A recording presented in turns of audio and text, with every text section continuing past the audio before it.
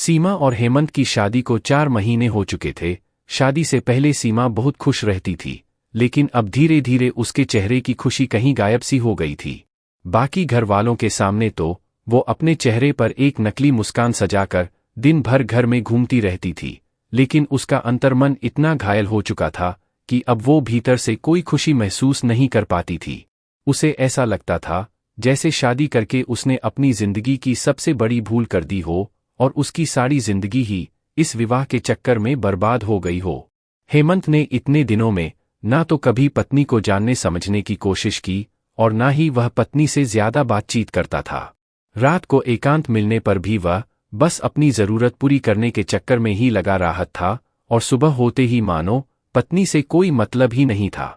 सीमा अपने पति के इस अजीब से व्यवहार से बहुत दुखी थी, क्योंकि सीमा के अनुसार पति पत्नी सुख दुख के साथी होने चाहिए थे, लेकिन यहाँ पर तो उसका पति केवल उसे दुख ही दुख देता था और उसके दुख से कोई मतलब भी नहीं रखता था। आज भी सीमा घर का सारा काम निपटा चुकी थी, लेकिन रात को उसे अपने कमरे में जाते हुए बहुत डर का अनुभव हो रहा था। सीमा की ससुराल में उसके सास ससुर और जेठ जेठानी थे। घर में सभी का व्यवहार उसके साथ बहुत अच्छा था। सभी लोग एक साथ मिलजुल कर हंसी खुशी रहते थे। बस सीमा को अपने पति हेमंत से ही बहुत डर लगता था। जब वह कमरे में पहुंची तो उसका पति अभी कमरे में नहीं आया था। वह छत पर अपने किसी दोस्त से फोन पर बातें करने के लिए चला गया था।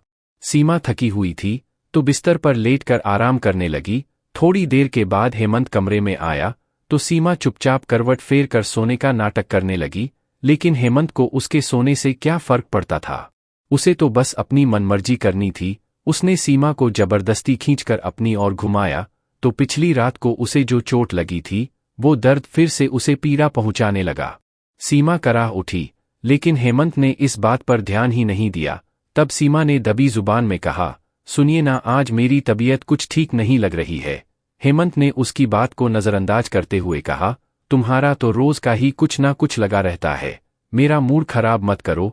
फिर वो अपनी मनमानी करता चला गया और सीमा एक बार फिर से दर्द के सागर में डूबते चली गई। देर रात तक रोते रोते वह कब सो गई उसे कुछ पता ही नहीं चला।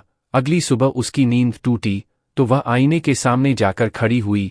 दर्द से तड़पती सीमा आईने में अपनी गर्दन और चेहरे पर दांतों की निशान देखकर रो पड़ी तो पति चिल्लाया, अब सुबह सुबह रोने धोने का नाटक लेकर क्या बैठ गई?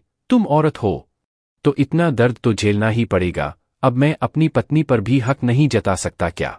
सीमा की आंखों से आंसू बहने लगे और हेमंत पैर पटकते हुए कमरे से बाहर निकल गया।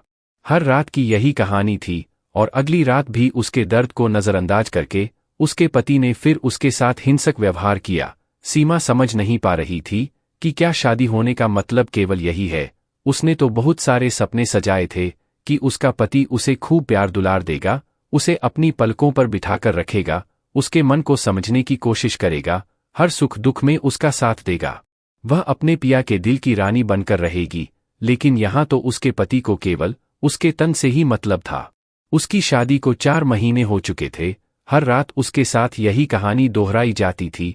सुबह उठकर वह मेकअप से अपने जख्म छुपाने की कोशिश करती थी। घर में सबको लगता था कि अभी वह नई नवेली दुल्हन है, इसीलिए वह इतना सारा मेकअप कर रही है। उसकी जेठानी भी उसे चिढ़ाती रहती थी, सास भी मुंह दबाकर हंस पड़ती थी, लेकिन किसी को नहीं पता था कि बंद कमरे में उसके साथ क्या होता है। उस समय तो वह भी किसी मुस्कान के साथ शर्मा कर रह जाती थी, लेकिन भीतर ही भीतर दर्द के मारे उसका दिल फटने लगता था। शर्म के मारे वह अपनी तकलीफ किसी को बता भी नहीं पाती थी। एक जख्म भरता नहीं था, दूसरा जख्म उसे मिल जाता था। हर सुबह उसका बदन दर्द से फटता रहता था और अब तो जैसे उसे दर्द की आदत सी हो गई थी। वह सुबह मशीन की तरह उठती थी, नहा धोकर अपने बदन पर नीले पड़े निशाने पर मेकअप लपेट देती थी और कमरे से बाहर निकलते ही एक नकली मुस्कुराहट की चादर ओढ़कर बाकी सबके साथ घर के कामों में जुट जाती थी। ऐसे ही एक दिन सीमा सुबह सोकर उठी तो उठने में उसे जरा देर हो गई थी। वह जल्दबाजी में नहा धोकर और ढेर सारा मेकअप लगाकर रसोई में काम करने के लिए पहुंच गई। उसकी जेठानी उसे चिढ़ाते हुए बोली, क्या बात है देवरानी जी, लगता है आजकल आपकी नींद कुछ ज्यादा ही गहरी होती जा रही है। देवर जी रात में सोने नहीं देते क्या? सीमा के काम करते हुए हाथ एकाएक से रुक गए और रात के दर्दनाक दृश्य उसकी आंखों के सामने घूमने लगे, लेकिन अगले ही पल उसने अपनी पनियाल आंखों को छुपाते हुए धीरे से मुस्कुरा दिया। तभी उसकी जेठानी रश्मि की नज़र उसकी खाली पीठ पर पड़ गई। उसकी गोरी पीठ पर दांतों के निशान देखते ही रश्मि स्तब्ध रह गई।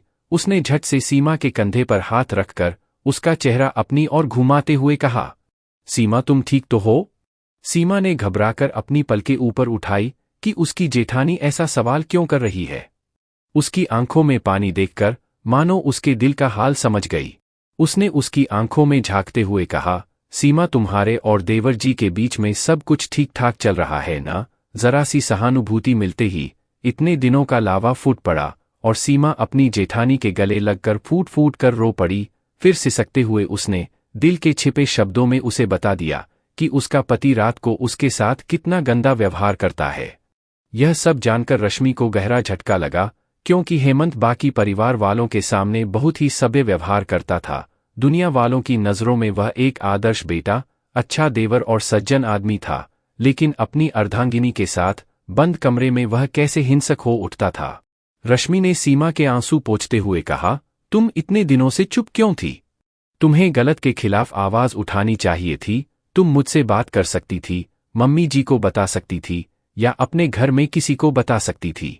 सीमा नजर चुराते हुए बोली, दीदी मुझे शर्म आती थी। मुझे लगता था कि पता नहीं लोगों को यह सब पता चलेगा तो वह लोग क्या सोचेंगे। सीमा रश्मि को समझाते हुए बोली।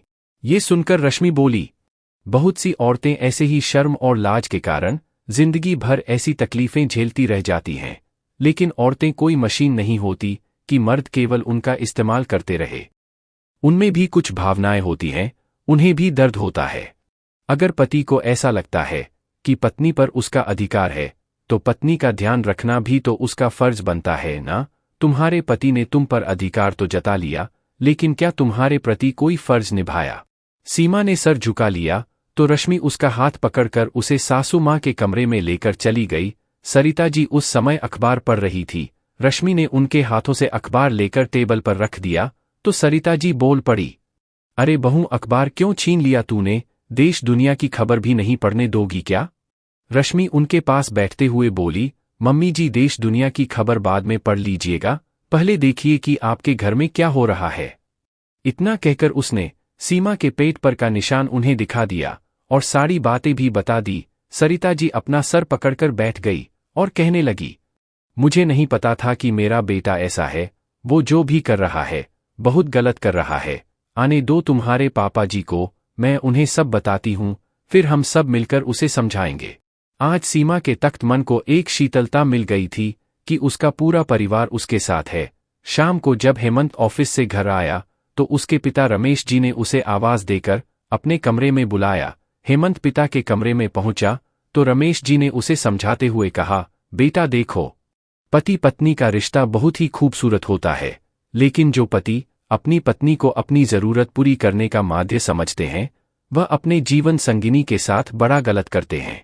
पिता की बात सुनकर हेमंत सकपका गया। उसके चेहरे का रंग उड़ने लगा, मानो उसकी कोई चोरी पकड़ी गई हो। उसने घबराते हुए कहा, हाँ पापा, मैं यह बात अच्छे से जानता हूँ, लेकिन आप यह सब मुझे क्यों बता रहे हैं? रमेश जी गंभीर आवाज में बोले, देखो बेटा, बहू ने हमें सब कुछ बता दिया है कि तुम बहू के साथ कितने गंदे तरीके से पेश आते हो। वह भी जीती जागती इंसान है, वह कोई मशीन नहीं है, उसमें भी भावनाएं हैं। तुम्हें अपनी पत्नी का ध्यान रखना चाहिए, ना कि उसे दर्द देना चाहिए। क्या पत्नी को पीड़ा पहुंचाकर ही तुम्हें शादीशुदा जीवन का सुख लेना है? पिता की बात सुनकर हेमंत ने सर झुका लिया। उसे अजीब सी बेचैनी सी होने लगी। वह कांपते स्वर में बोला, पापा पता नहीं मैं उस वक्त क्या इंसान बन जाता हूँ। मैं भी उसे तकलीफ नहीं देना चाहता, लेकिन जब वह सुबह उठकर रोती है तो मैं उस पर ही झुंझला उठता हूँ। साथ में मुझे खुद पर भी गुस्सा आता है। मैं रोज मन ही मन निश्चय करता हूँ कि आज से उसे दर्द नहीं पहुँचाऊंगा, लेकिन पता नहीं ऐसा क्यों हो रहा है। कहते हुए रोने लगा तो रमेश जी समझ गए कि उनके बेटे को मदद की जरूरत है। उन्होंने कहा, बेटा तुम चिंता मत करो, मैं तुम्हें डॉक्टर के पास लेकर जाऊंगा और सब कुछ ठीक हो जाएगा। अगर तुम्हें अपनी गलती का एहसास है तो तुम उसे जरूर सुधार सकते हो, बस तुम्हें थोड़ी मदद की जरूरत है। जब रमेश जी हेमंत को लेकर मनोचिकित्सा के पास गए तो काउंसलिंग में पता चला कि हेमंत को उसके कॉलेज में कुछ दोस्त पहले उसे गंदी वीडियो दिखाया करते थे। उन सब चीज़ों का उसके दिमाग पर बहुत गहरा असर पड़ा था और अब वह अपनी पत्नी के आने के बाद अपने जीवन में भी वही सब लागू करना चाहता था। डॉक्टर के द्वारा काउंसलिंग करने पर अब हेमंत का व्यवहार धीरे धीरे सामान्य होता चला गया और वह अपनी पत्नी के साथ एक दोस्ती वाला रिश्ता बना रहा था।